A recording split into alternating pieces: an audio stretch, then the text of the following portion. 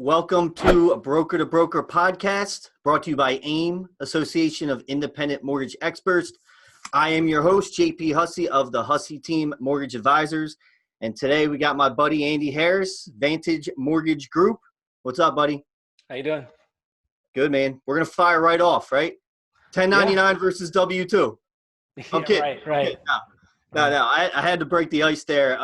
And like we talked about yesterday, we're not going to be talking about compliance. We know everyone's stance on that. We know your stance on that. The way I kind of look at it is, hey, these are the rules. You may not even agree with a lot of the rules, but they are what they are, right? So if you have questions, good questions for Andy, you're always open to talking to people that need help. But I think almost everyone's over arguing about it because these are the rules. You can't fight what's there, right? Yeah. So I don't know if you want to touch on that quick or we can get rolling. No, I mean, compliance, I think we'll leave out a lot of that. I think I just want to give an intro on a lot of with social media and what's happening with the quick shift in the wholesale lending channel. Some of people, or they may not know, but I've been heavily involved with wholesale since, I got into business in 2002. I started my own brokerage in 2007. We ran at the issue versus away from it. And I started writing about, wholesale and the future of correspondent and wholesale starting in 2009 because things were completely false. There was a bunch of rhetoric, all the retail recruiting that was going on. And so I started writing articles every year or two and then every month for different trade associations and just predicting, hey, here's what's going to happen. Facts and math, don't listen to fear, actually use facts and math to make decision-making. Because a lot of people made, really bad career decisions just because they didn't know or they were being influenced by someone with special interests, which still continues today. I mean, but at the end of the day, you got to look at, I got to dig into this stuff and understand it. And that's why I got involved. I went to DC for many years. I was way too involved with Dodd-Frank and comp. I didn't want to be. I don't even want to be involved with it now. I feel like I have to be. Right. I have a weird way where I can either vision things, read text, or read people to predict certain things, and it just so happens to happen. And it's not me. It's just I look back at the text, and sometimes when I read it, I'm like, I don't even remember writing that, and I'm like, that's what's happened. That's where we are today. So I thought I'd jump a little bit more in the personal side of things to start, just to kind of give a brief I'd love to know introduction of myself because no one, like I just said, no one in social media truly knows each other that well. No, let's give people some perspective where you came from and how you got in the industry, whatever you want to go with. Yeah, so I was born in Portland, Oregon, that is. Grew up kind of a middle class kid. Later on in life, primarily around fourth grade, started getting more in the poverty level as a family, just with layoffs and things that happened. Moved to more of a predominant city, many of you know, called Lake Oswego, where actually my office is at now. Okay.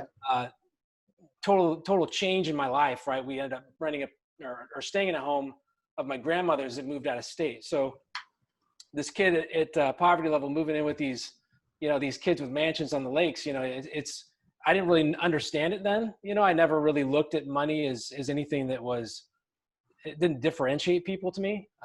But maybe there it did, I don't know. But there was a time I want to say it was middle school, maybe early high school where, and my mother was awesome. I mean, I was raised, a lot of what I do with my integrity and ethics it's ingrained in me. So it's not like I have no choice. This is how I operate. And that's how I run my business. But I remember the day where we were at a thrift store, and this is a big change, where my brother and I went outside and we caught my mom crying next to her minivan because there wasn't enough change in the console of her minivan to buy us polo shirts for school. Whoa. And that was like this big eye opener for me where, I've always been, a lot of people ask, why are you so blunt? Why are you so intense? Why this and that? It's not anger. I'm always happy. Everybody knows that. But it's one of those things where, there's like good versus evil in this world. And I have a thing where I just have no patience with entitlements, handouts, laziness. These are things that sometimes you can't train, so it's hard. So I'll give as much help as I can today, but a lot of it comes from life experiences, grit, hard work. I from a young age and having opportunities and really, I think just, learning things young, I'm from the grace of God, man. I think it was my early 30s, maybe mid 30s, early 30s where I became a millionaire. And it's like, you look at this stuff and it's first generation, obviously. So I have no handouts. These are things where, it's first generation, it's hard work. It's not easy. But, just to give some personal context to it, those that know me, they know, yeah, hey man, if anyone hasn't studied the Enneagram, a good friend of mine turned me onto it. It's a personality study. I went through a 12-week course. I'm a strong 8. So, there's leaders and followers in the world. And I just happen to be on the leader side. And just, obviously there's a lot that goes on as a kid where you start like learning that. Yeah. But I think I learned that early on in my career where, before I got in the mortgage business, I was paying my way through school and I was really focused on business management, but I loved fitness and health and everything. And so I started, I wanted to become a personal trainer. So I said, hey, I'm not going to go from A to Z. I'm going to work my tail off. I'm going to get in. I'm going to be a maintenance guy. I'm going to work on fitness machines. I'm going to work my way up. And sure enough, I worked there for maybe a year, got my license, became a trainer. I kept hustling. And then we had one of my mentors built the biggest chain of Gold's gyms in the country in Portland. Cool. And he was an awesome guy. A larger corporation, Valley Total Fitness, came in, bought the franchise, bought the name of the prior company or whatever.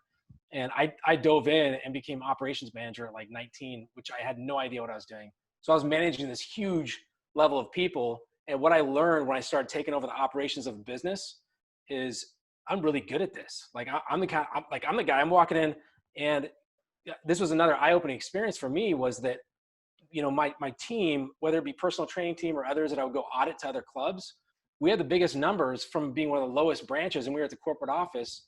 And I learned quickly, like, hey, fitness is great. It's a hobby. It's not a business, but the business is what I love, and numbers and all that. So I love numbers. I love business. And, I remember there was a guy that I was promoted over, and he had been there forever, and respected guy, great guy, and everything. And he got a couple warnings because of his performance. And I remember terminating him, and he apologized to me for letting me down. I'm like, as a manager, I'm like, man, I didn't expect that, expect some kind of recourse. So it gave me the insight to say, you know what, I think what I'm doing, people know that I care more about them and the company than myself. And I don't know where it comes from, but that was a big motivator for me. I mean, I would come in, I hate to think this because I never micromanaged, but I would come in and you'd see people scatter acting like they're working. And I'm 19 years old, right? And there's all these people there. Everyone else is like 26 to like even 75. So just real quick. So then I loved numbers. I loved real estate. I didn't want to be a real estate agent. I want to sell real estate. But with my business experience and my focus, I got introduced to the mortgage industry by a company that was opening right down the road from where our fitness branch was. Oh, was that a broker or was that? It was, if you guys remember this, it was Saxon Mortgage Retail. So they were like an alt-A. It wasn't so, it was like, and I didn't know anything then, but it wasn't subprime. It was like an alt-A weird thing where they had this, it was different. But, that was where I got green. And so in 2002, I started there. I got an offer. They looked at my resume and just saw my business experience and said, hey, you're a young manager. Like this might be something good. Right. And in the first year, I was their highest producer in the Western region, which was pretty cool. But that's where I thought I knew everything, like a lot of people in retail. I spent a few years there. And then when I finally got opened up to wholesale and I became independent and looked at it, I was like, what is this? Like, I had no idea what was going on. Mm-hmm. And so, that was really eye-opening for me. There was a short period too where I got recruited back to retail for a really short stint in 2006. And I looked at it and said, man, in my opinion, corporate America in this business is broken, and I want to do my own. Mortgage banking is vitally important. Warehouse lending is important. We all get that. Mm-hmm. But what I didn't agree with is once that banking affected the originator, meaning if the company can manipulate SRP and manipulate the originator on their own rate sheet, and the originator can't see it with competition and transparency, I don't support that. So I was out with corporate America, and I went back and said, in 2007, I'm starting my own thing. Our brand of Vantage, the name is all about positioning, and the positioning is within the wholesale lending channel. And so that's when all of that started. And it's a little background. It's a little quick, but I just want to make sure I'm answering questions too for you. But that's how our company started and where we are today, 12 years later. Yeah. Could you dive in a bit more about, like you said, you're not against banking. We need that, right? No, not at all. But some things you might be against is the banking originator versus a broker originator, right? Could you touch on that a bit of how? Yeah, it goes back to fiduciary duty. So we work for the consumer. We don't work for the lender. Right. The problem is people lost that after the financial crisis. People started working more for the lender than the consumer, and a lot of it happened where you have the type of thought now where a lot of people never even saw wholesale before, but wholesale before and retail, the entire industry was broken. I mean, when you had people manipulating margin and YSP and all the things that happened, with most of it on the wholesale side, brokers got thrown under the bus. We understand that. Some of Right. it was for good reason, though. We had some bad players. There's still a dark underbelly in this business. Don't get me wrong, but Mhm. there are some consumer protections. The biggest thing when it goes back to, why I took a firm stance on retail mortgage banking when it comes to the consumer is because it takes a fiduciary duty and challenges that from the consumer and the originator. So if the consumer employs the originator and the originator employs everyone at their company, we need to understand that everything's been flopped the other way around for many Right. years. So how can you represent your consumer or your veteran even if you're being manipulated on your own rate sheet, or if you're captive to a rate sheet? You Mhm. have to take an independent analysis to work for your customer. So mortgage banking is required because non-banks especially are doing the majority now, wholesale and retail. We need these companies to continue to offer liquidity and credit to borrowers, Right. agency loans primarily, but still. So yeah, mortgage banking is vital. We have to protect it. We have to all understand what's happening on the secondary market, what's happening with COVID. Mhm. Originators have no place to complain today. It's an amazing time to be an originator.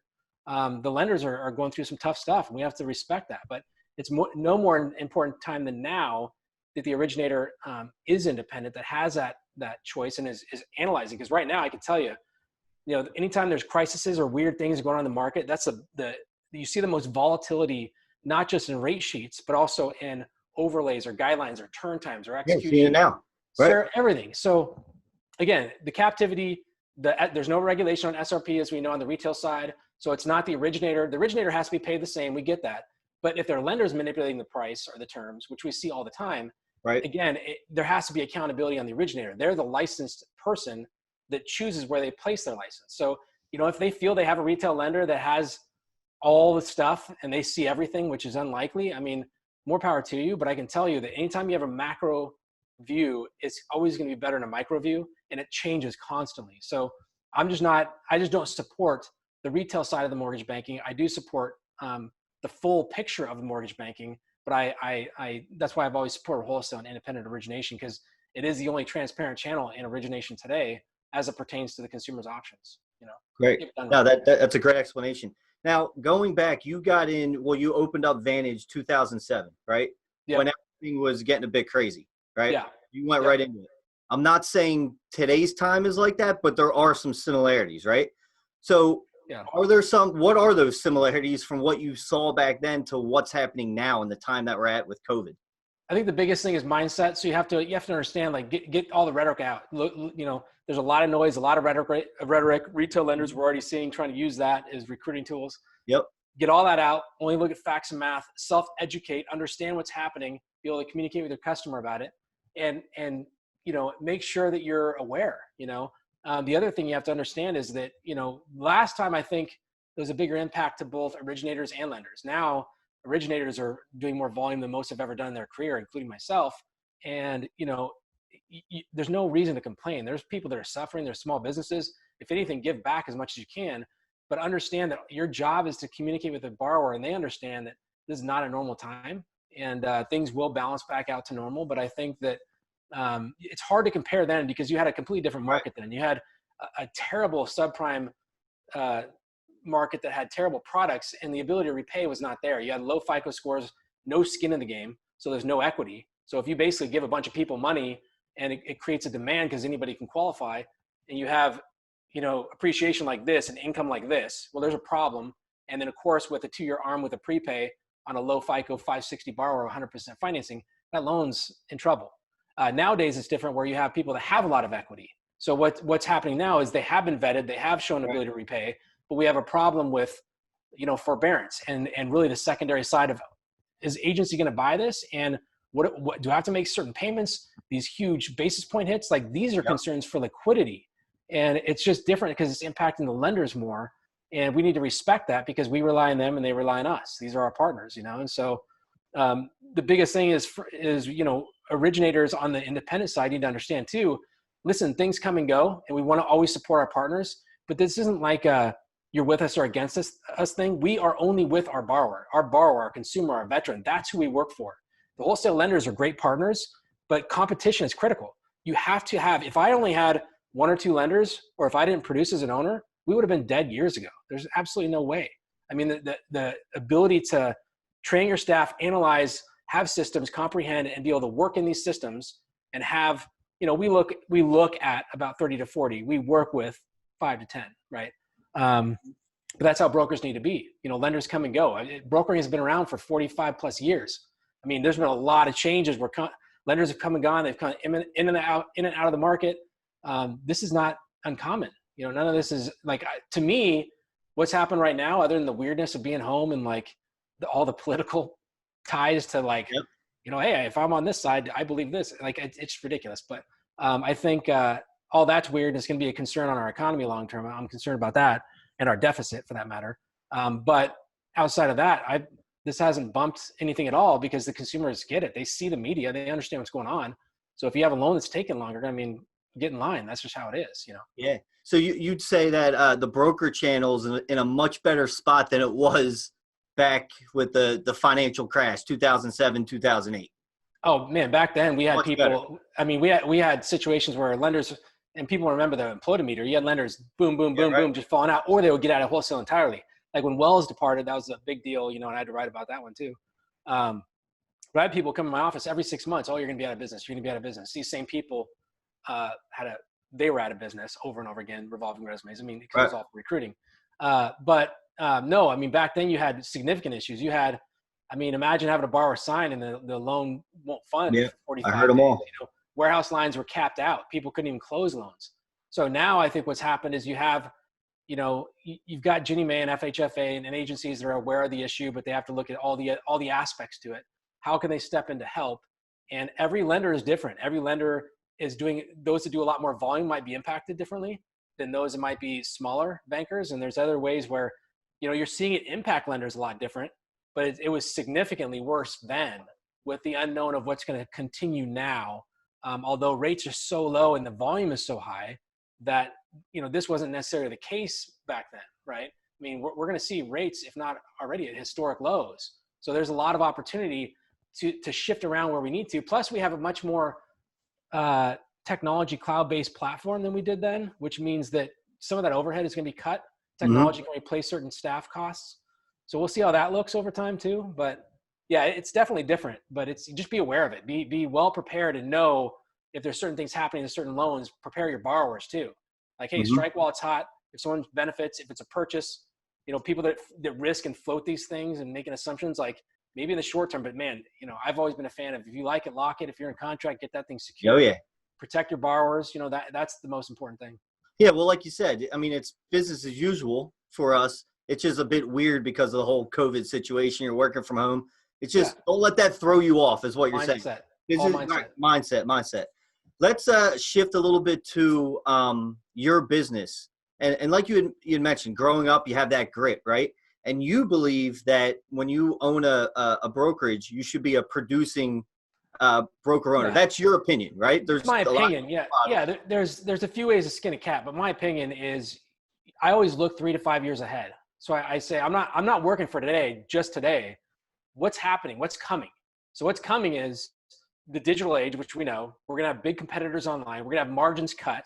We're going to have more and more brokers, some of which all over the place, unfortunately, not complying with regulations, and that might be doing weird comp things that are doing weird things to price.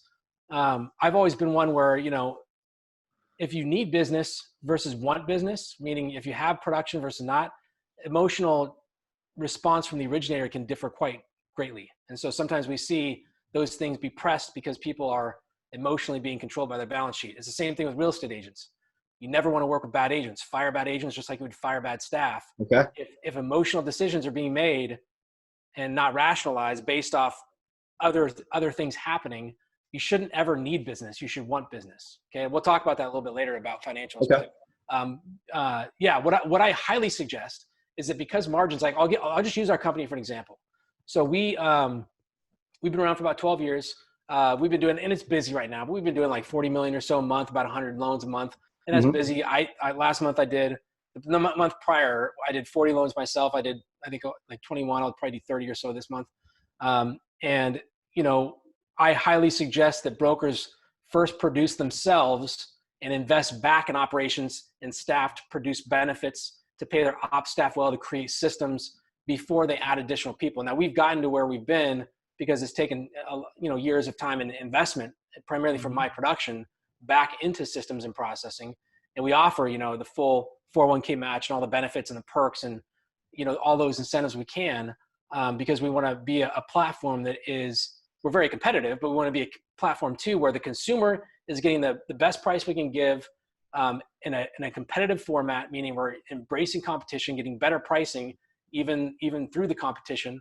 And we have a fair margin that will still make us profitable, because the biggest mistake people are making today is they think they can open and this is a mistake I made. When we first opened our company in 2002, I got like a daylight basement, $12 a square foot. Like I had it down, but I had 10 offices, right? So I'm like, oh, I'm all over this, right? So I had old school desktops, probably good for 6 months. I mean, it was terrible investment. Right. I had all the computers set up, all the whole workstations, all that stuff.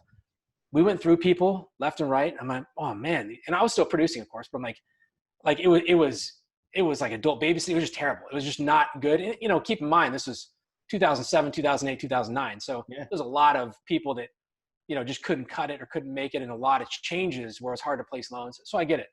But you can't just add people, because if it's not the right team members that are good for your culture, it can be way worse for you to hire a bad person, financially even, than and the investment it takes, versus if you have the ability where you don't need people. So I've turned down a lot of high producers in my market. So like, imagine being offered 100,000 sign-on bonus from retail. They turn that down because they want what we have. And I turn them down because of reputation. I might've done research. Right. Yeah. They just don't fit our team, nothing personal. It's just, it is what it is. And they don't understand. And it's like, well, we don't need the business. We're fine. Right. If you come on our team, if you're producing a bad vibe in our culture and what we've built, reputation management is huge. Like, reputation is everything to us. So if you put that at risk, I don't care if you're doing 100 million a month. We don't want that. That's not what it's about. It's about what you can provide to the consumer and veteran with the highest level of integrity and ethics, embracing competition, being fully transparent, being compliant, but then also it's about being in the black. So you're like, okay, is it ego and I want all these numbers, or do I want to be profitable, right? And so when you create a business, you have to also think about, what does scaling look like in this business? So if you have a non-bank, non-servicing mortgage broker company, and you have computers coming in to fight, well, in the future, 5-10 years from now, is there value in a brokerage if that brokerage was to sell based off the current volume? Because it's usually, let's say, the value of the business is based off volume as well as equipment or furniture or whatever. And I even had some of our team members come up and like, what's your plan long term? Are you planning to sell this, scale? That was going to be my question. Like, what is a brokerage even worth? It might not be worth anything. Well, I'll use an example of a company, and I'm not going to even say where they're from, but it was a broker that had been around a long time. They sold to a retail kind of lender net branch thing, and it went against everything that company initially it stood for, as well as their staff. Well, all the staff left literally the next day. So all the value given in that company was gone. Yeah. And the whole point was being independent. So where'd that value come from? And so it's weird. So we have to treat it. I treat everything this way. I say, be optimistic and be motivated and drive, but think worst case. Worst case, my business is worth nothing if I, the main producer, or my other people aren't producing, and maybe there's a way where you can't value it. Maybe there is. We don't know what. Again, the digital age is no joke. Things are going to this whole industry is going to be different 5 or 10 years from now. Sure. And because we need to know that, and really quick on the financial piece, and there's another big mistake people make, you got to be liquid, personal, and business. You got to have reserves. You cannot have your balance sheet manipulate your mind, your thoughts. They can't control you. You really need to really think about, we've been, my biggest thing is lead by example. So when I talk with consumers, my clients, when I talk with my team, I'm liquid personal. Other than, real estate investments, I think that's okay to have those liens. I still have ways to target paying those off early. Right. I get it. Yep. Yeah, absolutely. But I think, whether it's cars, credit cards, anything, I compulsively pay everything off. I like to have reserves. I don't want to be controlled or have any distress from any of that stuff. And I want to be able to remain that way and remain liquid. And, there's bumps along the way. Starting in 2007, we were blessed to be profitable every quarter since 2007. That was really hard. Awesome. And we were not liquid back in the early stages because it was a startup. But once you build the reserves and you get to that point, the main thing is be committed there. Be very conservative, because the time we're faced with now is there's so many opportunities, but what people don't realize is like, this isn't a normal market, right? Like there's down markets, and you want to be able to really focus on market share and your brand so that you can still thrive in down markets, but don't manipulate and be mindful of or ignore your financials, especially as it pertains to tax liability. Tax liabilities are huge. Is there a percentage? Like, I'm not to put you on the spot, but it like a percentage of like reserves or how? You know what I mean? What I tell other people, and I'm more conservative than this myself because I have both liquid and other investments I've made. But when I talk with my clients, I'll use that as an example. Reserves aren't required, as we know, but I tell them at least 6 to 12 months. I suggest you have somewhere. I go, even if you have to, let's say you set up I used to call it a mortgagee fund. So it's an emergency fund, but it's EFT tied to your mortgage payment. So imagine buying a house, and you can't. Let's say you can do this. Not everybody can do this, but let's just say someone has 6 or 12 months liquid. If you have your e-mortgagee fund or whatever you want to call it, and you have, let's say, 12 months payments sitting in an account, and you have the EFT payment, you can even do extra payment to pay it down the principal faster. Right. And let's say that's pulling automatically from your mortgage you could feel like you don't make a payment for a year. You could monitor it. It pulls out every month. You feel like you have all this cash flow every month. Yeah, it's a mindset thing. Yeah, if you need to, though, you can access that money. And that's the way I've always operated with my own personal stuff. But it's nice because if it's a first-time buyer or an experienced buyer, they're like, man, that makes sense. Like it's still an emergency fund. It's still liquid. I can still access it. But like I feel like manually I'm not making a payment, even though it's just setting it on auto payment in this one specific mortgage-only account. And I think that's it's just a good strategy. The other one for FICO, and I always have, again, my personality type and have an OCD and compulsive organization. Like, I monitor my credit, and my FICO 8 or 9 is always between 830 and 850, always. And I compulsively pay things off at least 2 or 3 times or more per month. And what I tell clients is like, don't wait for your statement to come out and make that payment, because that's what they're reporting to the bureaus. Pay it beforehand if you have any revolving, because people are like, oh, I pay off my credit card every month. And it's like, yeah, but it's when you pay it off, right? Because you want that lower balance to report.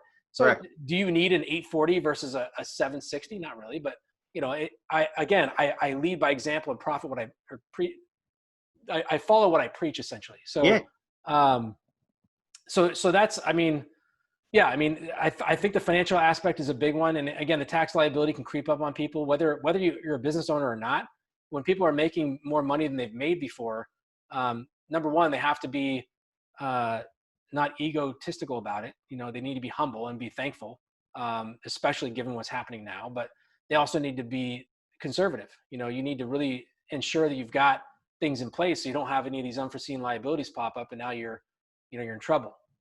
Things can change quick, and that's the biggest thing in this business is they will change quick, and you have to adapt quickly. So you got to be nimble. Yeah. And would you say it helps that you have this producing state of mind, because you do produce?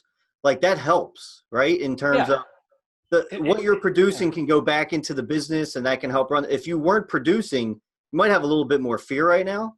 I mean, just for your setup. Well, think of it this way. So in my personal opinion, non-producing branch managers on the retail side is basically non-existent. It's still around.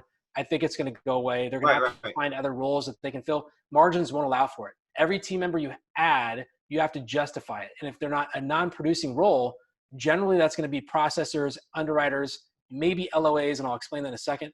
But non-producers, again, they're salespeople, and a lot of them may be scaling up to sell or doing other things. But you got to understand that how can you have a transparent conversation as a business owner with originators if you're not producing? The other thing that might be harmful is you're a little disconnected, because if you're not originating yourself and producing, I agree, you're not going to be able to create systems and policies that are real time on how they're impacting the consumer or veteran.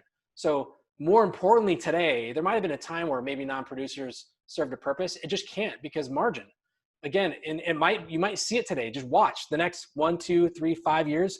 The pressure and the margins and those that are getting in this business, and the more brokers that are competing, you're going to have everybody, producing that are on that side of things. And they're going to have to give the value as a manager and as someone that controls a team on top of that production. And, I've warned some people that have come into our market and looked at their business plan. And I said, and these are people that had never seen wholesale or maybe seen it back in the day. And I said, there's a way you can make it work. Don't get me wrong. And there's some people that do it the right way. But the ones that I looked at their production at little to none. They come in at these max margins, and it doesn't work. And we've already seen it failing, and it will fail. So there's got to be a sweet spot where you find the right margin for your market. Your average loan amount was fair to the borrower, embracing competition, and creating those systems in place that you can perform and do everything you need to do. But I mean anyone that's not producing. Yeah, we're seeing it. I mean, when I got in just over a year ago, I sent you a message because I had no idea. I'm like, where do you think I should set my margins? And this is something I didn't know. You're like, it depends on your area. You gave me the whole spiel. And I was set at 2.75. I'm like, that's just where I should be, right? I'm a broker. We have the lowest rates. And it's been a year. We've slowly crept all the way back down where all our lenders, I still think that we're high, but we're significantly lower than where we started. And we're feeling it, and so we're getting there. So I totally agree. It's the same thing you told me a year ago. Well, in the retail mindset, the difficulty is you have to treat the channels completely different. It's a whole different world, right? So there's that issue where people say, oh, well, my rates were here, so I might as well. No, what are you doing to your borrower? Like look at your average loan amount. You should be priced the same or better than the banks or credit unions in your market. Think about that, okay? Mm-hmm. Not just the non-banks. The non-banks you should destroy if you have a favorable margin. I'm talking about banks, credit unions. Like pricing. The reason why pricing matters is because it matters to the consumer. The consumer employs us. That's simple, right? So pricing is not everything. You have to never sacrifice, like you can't have like super good technology and bad pricing. You can't have really good pricing with bad technology. You got to find that middle ground of how can we have good pricing with all the other perks, tools, execute on time. Closing on time, good service is a prerequisite. It's a requirement.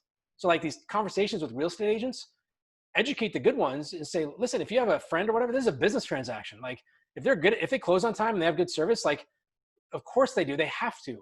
But what about the other piece of it? The transparency, the pricing, the terms, the, less seller concessions, competitive offers. Like there's a lot of things that go into that. But so that's one big mistake people make coming from retail. The other one is we've created, again, since 2008 financial crisis, the industry has created originators to be prima donna, lazy people. We type on keyboards and we talk on the phone. We're paid a lot of money to do that. Yet we try to delegate that. I mean, come on. Like the thing people hate is when they refer to somebody and they transfer them to some team. Mm-hmm. You should have a team you delegate to. You should have a team of processors, but you don't delegate that communication. You are the face. That's how you get more referrals. Real estate agents hate it. Consumers hate it. I mean, it's just, we never follow that philosophy. And the other thing I'll say is these teams, and it's funny watching retail, these teams, you'll see these originators that don't even do much production, in my opinion. But they still have all these team members that have this overhead that goes in the margin and the rate sheet the borrower pays. It's like, how do you justify that, especially in the next generation of this mortgage lending world? If you let's say if you do maybe in the ballpark of 5 million or more a month, then maybe you should think about an LOA. If you don't, if you have an LOA and you're not doing high production, who's paying for that and why? Like, is it because, do you know how to fill out a 1003? Are you submitting crap to your processing team? Because I can tell you, like, the way our company structures it is the originator is basically the one that is the front loader of the file, meaning when I deliver this to processing, it's going to be fast, it's going to be accurate, it's going to be compliant with RESPA once that application trigger hits, and it better be a full complete 1003 with all the docs. And we want that also within the application platform. Then and only then we submit it to processing, and they then take that over. They then take over. We have like a team email and a 4-step system we created with videos to go through milestones. They then take that over. So behind the scenes, the team is now sending from a team email branded to the originator, sending that communication information. Correct. The originator will then react to things they need to. The team is getting conditions. The team is doing that, but it's still branded to them. But if there's questions or if there's numbers and all those different things the originator should be doing, back to the LO, step back in. They all see it. They all see the same thing. So we've created a problem, which is overpaying entitled lazy LOs, with them, not all of them, the majority from retail. That's why you're seeing these huge sign-on bonuses. I call them bribes, but look at retail. I've had people in my market been offered $75,000, $100,000, $200,000 from retail lenders to sign them on, usually having agreements, buying their database, taking their clients, all the things we know. But you have to ask them a question like, okay, if this company's so great, why would they bribe you with $100,000? Right. Like you should want to dive in there if they're so great. that's the problem with retail. It's just revolving rhetoric. And it's not personal. It's not like, oh, you're a bad person. There's a lot of great retail companies. There's a lot of great people. I have great friends in retail.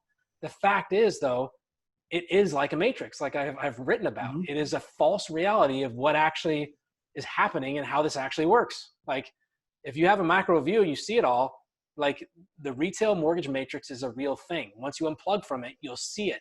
Once you're in it, you're in it. You can't see it. So you got to unplug. And so you will fight tooth and nail, because no one wants to know they don't know something. I mean, I don't like that. No one likes that, you know?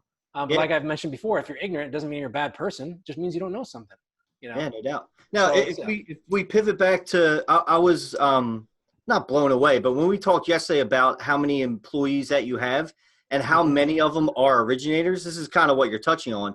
But could you touch on your actual company? How many people you have? Yeah. You don't have a ton of support staff. They're paid very well, like you had said, but like it goes back to grit and like what you're talking about.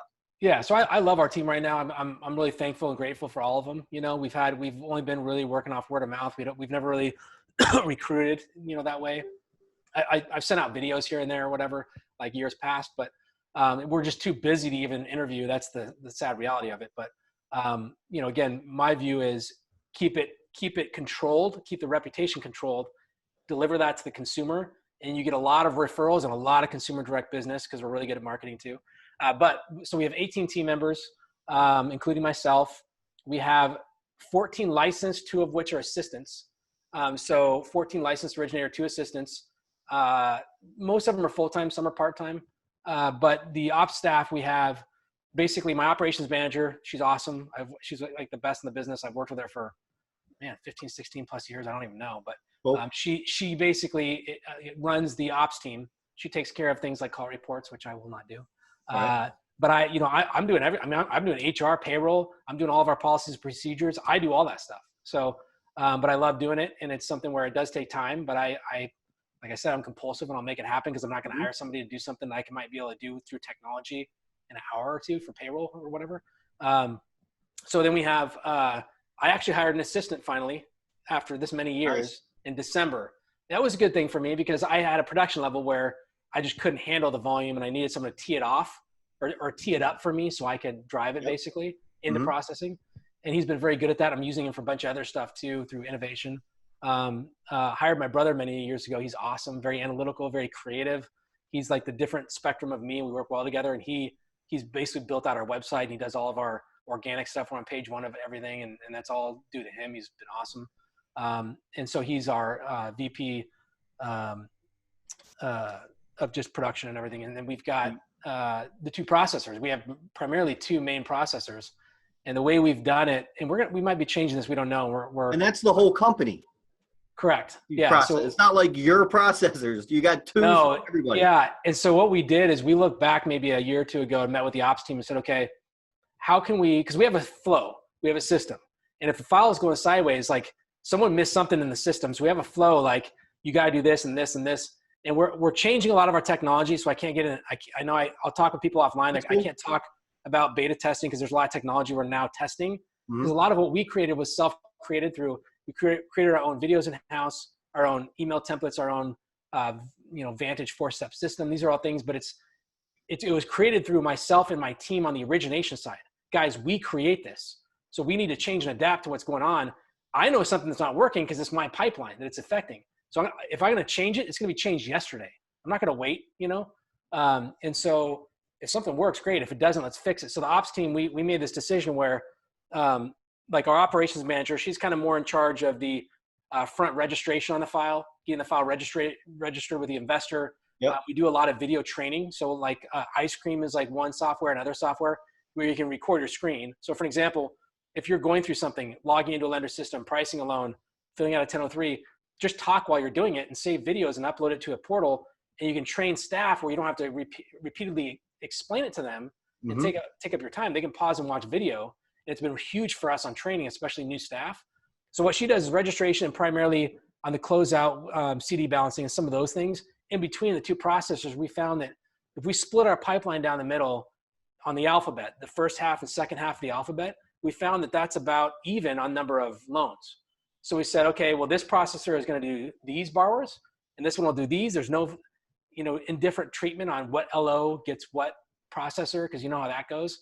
Right. And then we have we incentivize ops staff based off performance, and also it's a full team thing. So like it's all based off the production for their biweekly period, all in. It's not like, so if you have processor A and B, they're both paid all in for all units. So Cool. in case one has to step in for the other, and it is what it is. And on times like this, you got to come out too and go, team, listen, this is not normal and it's crazy, and we're going to feel beat up and dragged around a little bit, but you got there's unlimited overtime. You got to push it out there and say, like, guys, how many loans can each processor handle? Because I'm bringing this up because retail is like 25. They would tell you something different than me, because they're already telling me, hey, I told you this is so my ops manager said our capacity is 75 right now. And I said, well, I think it's 100. She's like, because we did 108 in, what was that, March or whatever. So yeah, when you go over capacity, people feel it, but we will reward them financially because we know it's tough. But I think right now, the other solution is, can we pull in, and that's what we're doing right now, is pulling in technology to get to that next 10, 20, 30, 50 a month? Or do we pull in a person? The question is, will technology help more efficiently than another person? Right. And so, that's where we're trying to find that sweet spot. But we're first going to test the technology, because I do believe, through especially times like this, you'll find where there's holes. Okay, this does really well. This does really well. Sometimes it comes from the wholesaler side. Like, anytime like this, a lot of lenders, even really good lenders, are going to have a tough time. I mean, come on. Yeah. So as long as you prepare the borrower, who cares? I mean, extended locks, close them. As long as they close, they're closed loans. Just extend the locks. If it's a Fannie Mae freaking 30-year loan, if it closes, that's all that matters. Don't set false expectations. Just set your customer's expectation. The only time we see emotion is when, again, someone needs something versus wanting it. If an agent needs a commission on a purchase, and they want to write a contract for a 15-day closing with no appraisal waiver, sorry, they're accountable. That's all on them. Yeah. And believe me, the client will know it. But if it's an originator that maybe is emotional because they're not producing and they need this to close, well, no, that's not how this works. You gotta set the expectation for the borrower and be conservative. I've always been very conservative on locks, especially when investors are pricing extended locks at a discounted rate. Like, take advantage of that. Last thing you want is a broken lock, and like explaining that and going through that mess. It's just not. So during this time, before maybe, and tell me if I'm wrong, if your volume, if volume is increasing, right? Yeah. Would you look at technology first before going out and just hiring people? Well, yeah. So the tough part is it's so busy when it's volume like this. So how do you find time to learn a new system? If you're adding a new CRM, or if you're adding, whether it's an LOS or POS or whatever you're testing, it takes time. And that's where, it is good to have a team you can delegate to, or someone that's in control of certain things like that, where they can bounce things off you, but be in control of some of the technology. And we do have team members that do that. So we have team members that'll be ahead of things, not just in the marketing and web building thing, but maybe ahead of a CRM, or maybe they're going to build out certain things, because a lot of this technology you have to customize.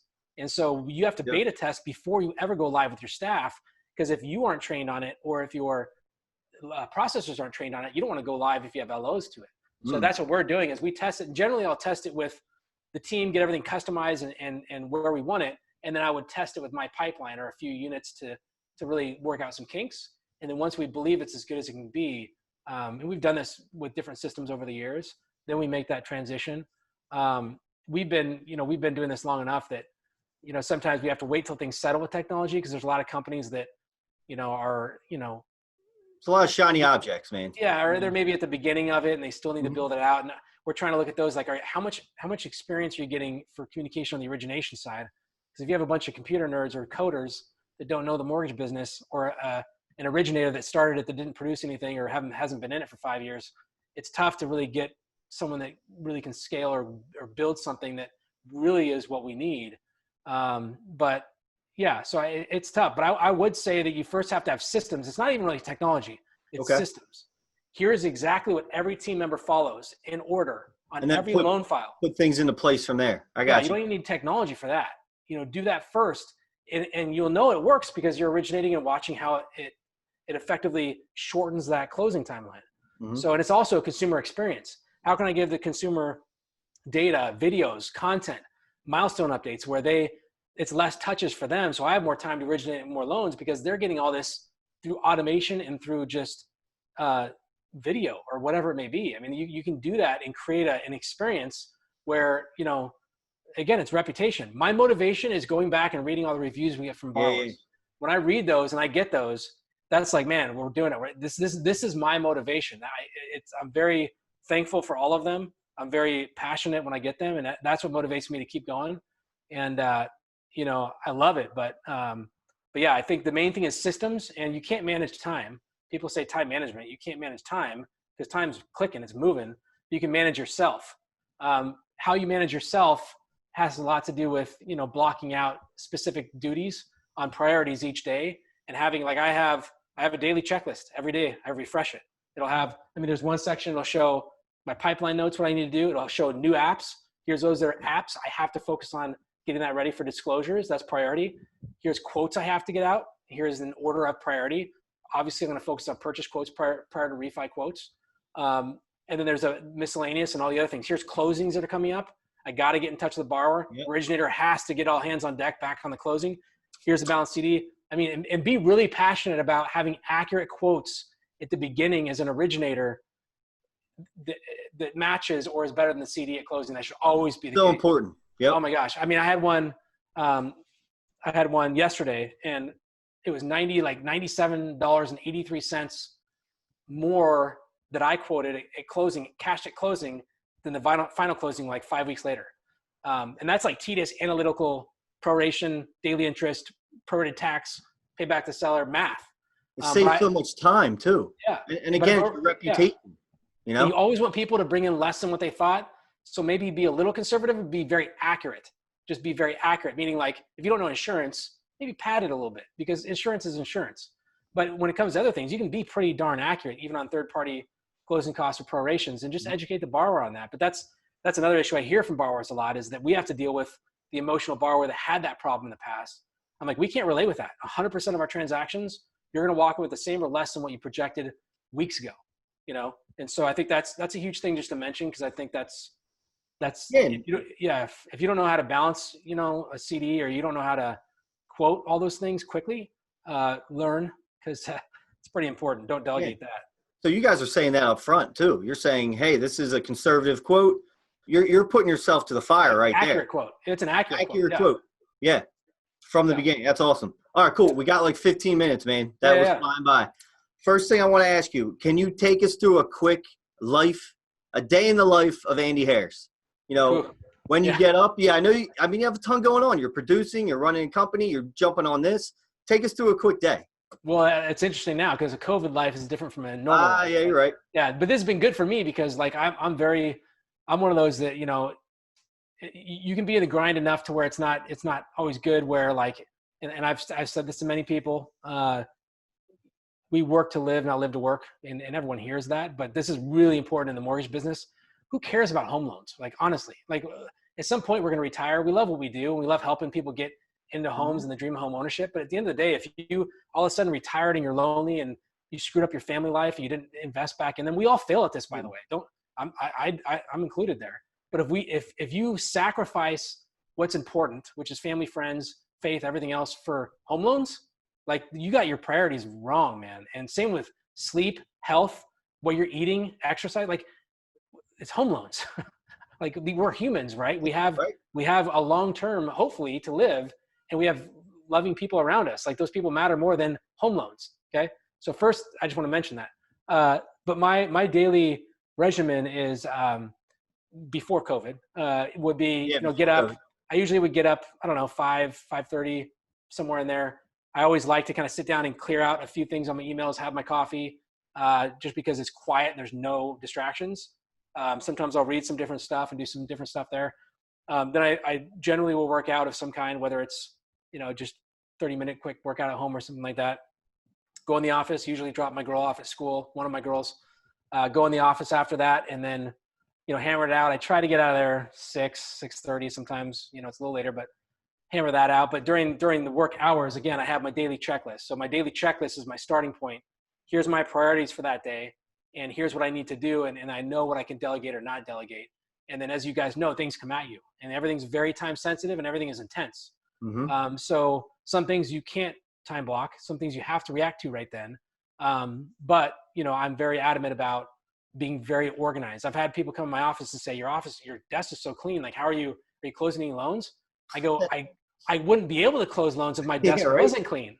Right. Yeah. I'm one of those guys that has OCD with their email. So if I walk up to anybody's, let's say, computer, and I see Outlook has like 2,000 unread bolded emails, I can't even look at it. I have to walk away. Yeah, Right. I'm looking at mine now. I'm all right, but Yeah. So I have no bold emails. So keep that in mind. I categorize all my emails. I get rid of them quickly. And I feel like if I don't deal with it now, I'll have to deal with it later. So I want to get everything cleared out really fast, but then I'll prioritize based off what's important. And sometimes you have to let things go, and it's hard. You have to say, I'm going to get back to that, but I have to do this. This is time sensitive. So really my daily checklist is what does that. And when I'm in the office, I don't generally, sometimes I'll try to get out. I think it is healthy, really healthy to get out. If people don't exercise, take a break during the day, get out for at least half an hour and just go to the gym and hammer out weights or cardio, whatever you have to do. Because when you come back, you're so refreshed. It's a huge stress relief. It gives you better sleep. It feels like you're almost like there at a new day, mm-hmm. and everything's fine. Everything's going to be fine. Nothing burned down. This COVID thing for me, it changed my regimen because I'm usually always very almost like I feel guilty if I'm not working or something, which is not normal. But what's good is that it's forced me to be home. It's forced, it's almost forced kind of not a downtime because we're still working and still busy, but it puts things in perspective. I'll go in the office a few days a week, get the mail, and it's dark and everything. I'm like, everything's still good. There's no, everything's fine. The only time I experienced that before was when I went on my 10-year wedding anniversary to Belize. And when it took me about a day. And once I saw the island life and the culture and how happy all the kids were, and these kids had no shoes, no money. They're way happier than our spoiled brat US kids. When I saw this, I'm like, man, my kids should see this. But more importantly, I'm like, Americans, we're missing something like this. We're way too fast paced. I agree. Again, I'm guilty too, but after about a day, I didn't check my email or phone or anything for a week. I had never done that before. And that was huge. And I got back and everything was fine. So I think this is good for, it's challenging for a lot of people, but I had a call with some close friends of mine and business owners yesterday. We did a little Zoom call, and they kind of had the same thing. They're like, man, this is one guy's like, I've been going into my office Tuesday through Thursday, and my wife and I are like, Mondays are our favorite days. And I'm growing closer to my wife. I'm spending time with my kids playing games, so I think this is challenging for our economy and those that are affected, especially income. And I feel for all those people and those getting sick, and it's weird. It's very weird what's happening right now, but I think it'll help. I think it'll help put things in perspective on what's important, So go out there and compete and fight and build a business and do it responsibly and right. And, but just remember, at the end of the day, when all that's gone, you got to look at what's still around you, and home loans is not more important than home family, Yeah. So. Well said. Very well said. All right. Last question. And you hit on this a bit earlier, but 3 to 5 years from now, where do you see the industry? Go as detailed as you want, anywhere you want to go. Yeah. 5 years, where do you see it? Where do you see the originator? What I see a lot of is, I think technology will replace a lot of jobs. I think that it's already doing that, but I think that the margin shift we'll see is just going to cause a lot more competition. And we're seeing a lot of the baby boomers and even the X generation, some of the Y and the millennials and those people coming in, they're totally different from any prior generation. They're more price sensitive. They're more educated, a lot of them. Yep. Some are getting less influenced by the real estate agents. So instead of these illegal MSAs and RESPA violations and these preferred lenders and all that stuff, they're not falling for it as much anymore. We're seeing the percentages go down where there's many more shopping and comparing for their loan. That will continue. You have to be prepared for it. So what that means is you got to find ways to operate on lower margins or be that way now as it is, so that you're not trying to shift and fix things. So if you have overhead or if you have fixed costs or you don't have the reserves or things to adapt to that, you really have to think about it and have a come to moment, even sometimes with staff, to say, listen, this is the future of our trade is going to be challenged, but there's always going to be value in the originator. And I primarily believe this strongly in the purchase side of things. I've mentioned this, I think I mentioned it even at the very first AIM event. I was really closely, so we're in Portland Metro. We also do Seattle Metro, just Oregon and Washington. Seattle kind of trickles south on on what their real estate trends are. The big one that was happening there is we started seeing agents on rate tables and agents being treated more like almost like lenders, where you're comparing them on their commissions. Wow. So think of an agent, like I've been in the business 30 years and I'm an agent and I have really good service. I go, yeah, but think of a millennial buyer. You tell that to, they're referred by their old dad that referred Bob or whatever. Well, if they see a Redfin or a different agent online that has 300 5-star reviews and you have one, and they're given $7,000 in commission credit to their closing costs, which is happening up in Washington, there's a 0% chance that millennial buyer will ever choose Bob. Sorry, Bob's a great agent. He's not that great, right? So it will, unfortunately, I think, get a little more, I hate to say commoditized. I think you really have to differentiate yourself from those that fall in the commodity status, which is we want to work with clients, we want to work with business partners and people that respect our expertise, but we can also be competitive. We don't want to just be better on the expertise and closing and experience and service. We also want to be better on terms and pricing. And how you get there is not easy, but if you find that balance, you need to find it, because pricing will matter, and it does matter. It's the consumer that derives that. And you can hang on to these steering relationships and some of this stuff for so long, but at some point, even some good agents that are learning, like, wait a minute, they don't see how this works. And once they understand it, I do think you're going to have a very strong need for the purchase side with real estate purchasing and selling. I think we're going to see that very electronic. I think we're going to see buyers and sellers kind of squeeze out the agents, and we're already seeing that. And, like a listing, like, hey, if I list my house, if it's price fixed and they don't want to hear this 5-6%, whatever it is, like that's going to be the millennials and new generation of technology is going to press that out more.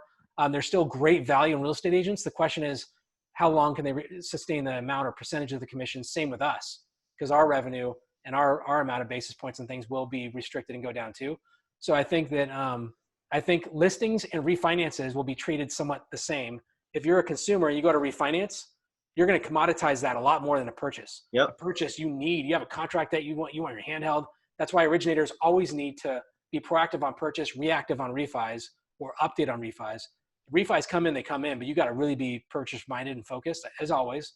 But yeah, that tech and the way I want to be able to have a customer go on our site and do their own refinance with us, helping them through technology. A purchase is always going to be more hands-on, but that's what the customer, I think, is going to want, is they're going to want that automation and that ease. And I think the same thing kind of goes with a home listing. I think there's going to be an interesting thing there, because when you buy a home, you have a lot of contract things, inspections, negotiations, things that on the listing side are still there, but there's maybe even attorneys or technology that can assist with that, or agents at a reduced commission. Yeah, no doubt. All right, I got one more though. Yeah. Because I think this is a good one for you to answer. An originator looking to get into the broker channel from the retail channel, right? What would you say to them, like right now? Because we know there's a lot of people coming in, maybe not all the best people, like we've talked about. So what would you tell an originator that just doesn't know, like I was a year ago? I didn't really know. Yeah, We've done well, but what would you tell them? The biggest thing is knowing you have to know how to, if you're coming in, you try to find a really good, reputable broker in your state. Try to find one that you can team up with, that you can have mentor you, you can learn the ropes. Jumping in, with both feet and trying to run a business with compliance and all that, like a lot, the stuff I've seen, it's concerning, and it's not personal against them. It's just that maybe they shouldn't be running a business. Sure. They should just be focusing on originating. They will make more money originating. I promise you that. I mean, most anyone you talk to, the originators are making a lot without the risk and overhead and costs, especially as a startup. So try to find a really good broker in your market, and then really dig in their management, dig in their philosophy. You need to understand the compliance piece. So if they are violating something, don't just believe and trust everybody, vet them, and that's the thing is, right now is good versus evil. It's happening. And I've always been clear about this. So I'm never angry. I'm intense because it's my personality, but it's always facts and math driven. And those that have the right ethics and integrity and focus for this channel, like those are people we want to see build and grow and have great success in this. And you're gonna have the others that don't, they just are more focused on really money over everything else. And I think that if it's good originators, find another good broker, try to find, and maybe sometimes they're not hiring, sometimes it's difficult, and I get that, but maybe you can find a way where you can slowly get into it, or maybe you can, create a business plan to learn enough about it and try to find a way to cut the overhead down to start something that way. But just, reach out to other colleagues across the country and just make sure you're surrounding yourself with the right people. basically. It's not a click. It's not a, you're with us or against us. Clicks don't work in wholesale. I'm sorry. You got to be independent. You got to be informed, educated. You got to step back and look at everything. You don't just don't be a deer in the headlights. Don't be influenced by anybody, positive or negative. Just be neutral, and then go where you want to go, and make great friends and support who you want to support. Have great wholesale lending partners, and there's some awesome ones out there. But really support and build a good, independent, transparent business. Cool. Well, that's it, man. I appreciate it. That went by. It was about an hour. Yeah, it's fast.